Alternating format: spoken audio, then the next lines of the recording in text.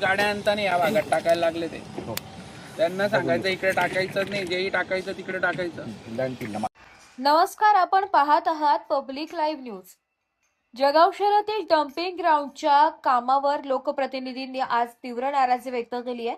उपमहापौर मनोज चौधरी, स्थायी समिती सभापती डॉक्टर चंद्रशेखर पाटील, नगरसेविका जयश्री पाटील आणि सामाजिक कार्यकर्ते गजानन मामा देशमुख यांनी कचरा डेपोची प्रत्यक्ष पाहणी करत प्रशासनाला कडक शब्दात इशारा दिलाय.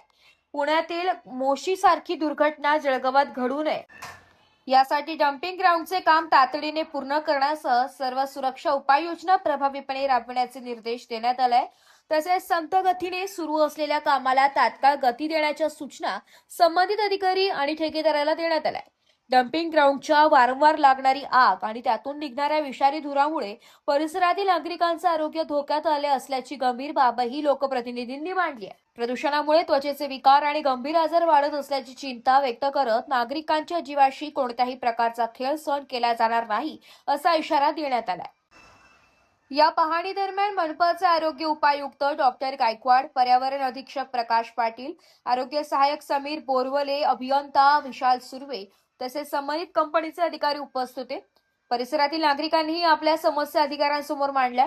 डम्पिंग ग्राउंडचे काम तातडीने पूर्ण करून नागरिकांना प्रदूषणाच्या त्रासातून मुक्त करावे अशी जोरदार मागणी यावेळी करण्यात आली आहे. कार्यक्रमच करून टाकला त्यांनी. 2 मिनिट कारण आपण खाली वाहन असं वेटिंगच घेतोय बोलला त्याच्यामुळे आपलं एकदम इथं तर सुरुवात चांगलीच होईल ना. इथं तुम्ही काहीच गडबड कोणीच करू शकणार नाही. दोघी आहे म्हणजे आपण इथं गडबडचा कार्यक्रमच नाही. ते झालं तिथं झालं, तिथं सुरू आहे अजून, पण ते बंद करा लवकरात लवकर. इथं काम बंद करा आणि इथं सगळं मॅडम इथं शिफ्टिंग करा सगळं. कॅलिब्रेशनला आपले काय होतं, उगाच आपण इथंही पैसे खर्च करतो आणि तिकडेही पैसे त्याला द्यायचे आपल्याला.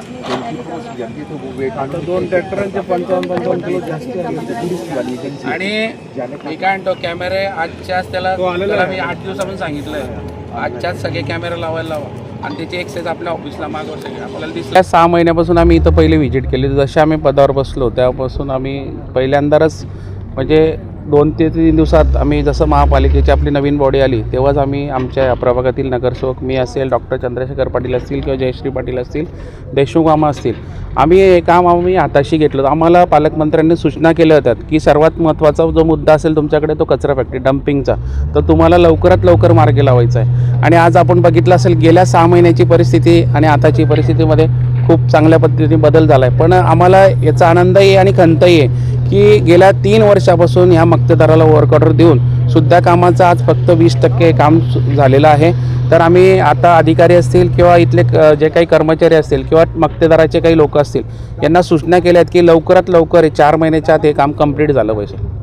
समजा आधीच त्यांना खूप उशीर झालेला आहे, पुन्हा उशीर जर झाला तर काय कारवाई? नाही, आता बघा आपण बघितलं असेल की आपले नवीन आयुक्त साहेब जे आहेत ते ॲक्टिव्ह आहेत आणि ते स्वतः ग्राउंड लेवलला जाऊन काम करणार आहेत. तर त्यांनी पहिली व्हिजिट आपल्या डम्पिंगवर केली होती आणि त्याच्यामुळे हे कामचे जी सुरुवात आणि गती दिसते ते साहेबांमुळे असेल, आमच्यामुळे असेल, इथल्या आपले जे काही अधिकारी असतील, उपायुक्त मॅडम असतील, यांच्यामुळे सगळ्यांमुळे ह्या कामाची गती आज सुरू झाली. म्हणजे सुरुवात कुठेतरी चांगल्या पद्धतीने झाली.